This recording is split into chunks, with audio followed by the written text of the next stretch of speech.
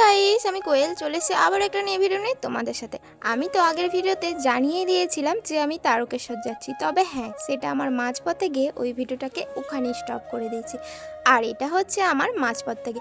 জানো তো, আমি যবে থেকে বলেছিলাম তারকেশ্বর যাব, তবে থেকেই আমাকে অনেকেই বলেছিল তুই তো 1 কিমি হাঁটতে পারিস না, তুই কিভাবে 45 কিমি হেঁটে যাবি। আমি তো সব কিছু তুচ্ছ করে এখন তো বাবার কাছে যাওয়ার জন্যে আমি প্রায় 45 কিমি হাঁটতে পেরেছি। তবে হ্যাঁ, এত কষ্ট করে যাচ্ছি, তোমরা কেউই আমাকে না বলতে কোনো দিনই লাইক কমেন্ট করো না।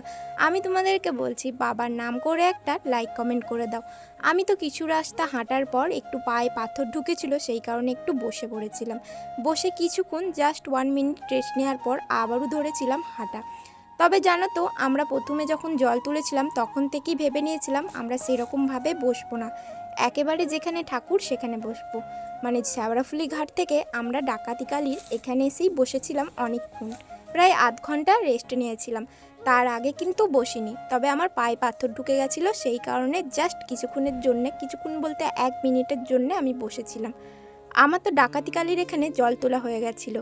আমি তো সামনের দিকে হেঁটে হেঁটে যাচ্ছিলাম, অনেকটা রাস্তা বাকি আছে তাই। তবে অনেকটা কিলোমিটার হেঁটে আসার পর এখন আর পাটা চলছিল না, প্রচণ্ড পরিমাণের ব্যথা করছিল, তাই ভেবে নিলাম যে একটু আমরা বসবো। একটু বলতে প্রায় আধ ঘন্টা মতো আমরা সবাই এখানে রেস্ট নিয়েছিলাম। এই রেস্টটা যদি না নিতাম তাহলে আমরা কেউই আর হাঁটতে পারতাম না। কিছুক্ষণ রেস্ট নেওয়ার পর আবারও আমরা হাঁটতে শুরু করে দিয়েছি।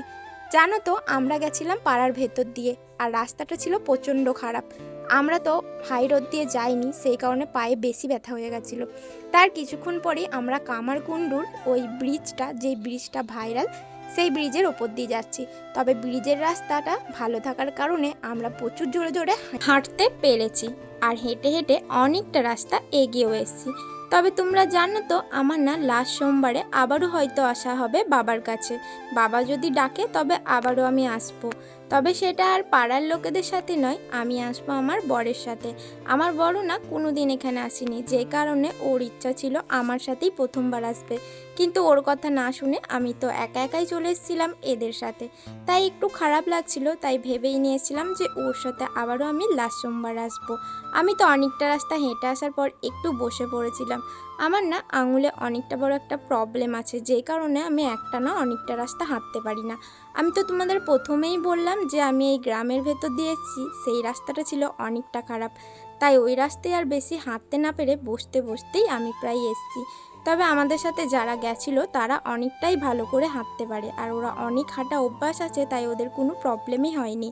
হাঁটতে হাঁটতে অনেক রাস্তা এগিয়ে এসেছি, আর এটা হচ্ছে আমাদের কাশী বিশ্বনাথ। ওখানে যাওয়ার সময় লাইনটা এতটা বড় করেছিল আর এতটা ঘুরিয়েছিল যে সেখানেও অনেক প্রবলেম হয়ে গেছিলো। এই বছরে না প্রত্যেকটা জায়গায় লাইন প্রচুর হয়েছিল আর প্রচুর ঘুরন হয়েছিল। যাই হোক, ওখানে জল দেওয়ার পর আমরা বাইরে এসে একটু রেস্ট নেব। রেস্ট না নিলে আমরা আর হাঁটতেই পারবো না। ওই যে তোমাদেরকে বললাম যে একেবারে মন্দিরে মন্দিরে গিয়েই রেস্ট নেব। প্রথম তো আমরা ডাকাতিকালির ওখানে রেস্ট নিয়েছি, তারপরে তো আমরা এখন কাশী বিশ্বনাথ এসে রেস্ট নেব। তবে এখানে এসে দেখি সবাই শুয়ে পড়েছে, যেহেতু প্রচুর ক্লান্ত ছিল তাই সবাই শুয়ে পড়েছিল। আমরাও ভাবলাম ফাঁকা জায়গা দেখে শোবো, তো সেই কারণে একটা ফাঁকা জায়গা দেখাতে আমরাও এখানে শুয়ে পড়লাম। জানো তো, আমরা যখনই শুচ্ছি তখনও বৃষ্টি হচ্ছে, কি আর বলবো তোমাদের। কিছুক্ষণ শোয়ার পর আমরা দেখলাম সকাল হয়ে গেছে, মানে ভোরবেলা হয়ে গেছে। তাই একটু বসে বসে দেখছিলাম, আর কত মানুষ যাচ্ছিল সেগুলোই নোটিস করছিলাম। তবে কত দূর দূরান্ত থেকে মানুষ আছে, সেটা দেখেও অনেক ভালো লাগে যে বাবার নাম করে কত জায়গা থেকে কত মানুষের সাথেই আমাদের দেখা হয়। কত কষ্ট হয় তবুও কেউ মুখ ফুটে বলে না, কষ্ট করেই হেঁটে যায়। কিছুক্ষণ পরই আমরা হাঁটতে হাঁটতে চলে এসেছিলাম বাবার দরবারে, মানে তারকেশ্বরের এই গেটটা। এতদিন আমরা তো সবাই ভিডিওতে দেখতাম, ফাইনালি আজকে আমি সামনে থেকে দেখলাম। সেখানে যাওয়ার পর আমরা সেখানে আবারও কিছুক্ষণ বসে পড়ি। আর এই গেটটা থেকে যাওয়ার সময় আমাদের প্রচুর কষ্ট হয়, তারপরেও প্রশাসন প্রচুর গেট করে, তাই কষ্ট করে যাওয়ার পর আর কোনো ভিডিও করাই আমার হয়নি। একেবারে বাবার মন্দিরের ভিডিও নিয়ে তোমাদের সাথে চলে এসেছি। এই ভিডিওটাও আমাকে অনেক কষ্ট করে করতে হয়েছে। এখানে না সবাইকে ভিডিও করতে সেইভাবে দেয়ই না, কিন্তু আমি পুলিশগুলোকে বলেছিলাম যে আমি ব্লগার, সেই কারণেই আমাকে ভিডিওটা করতে দেয়।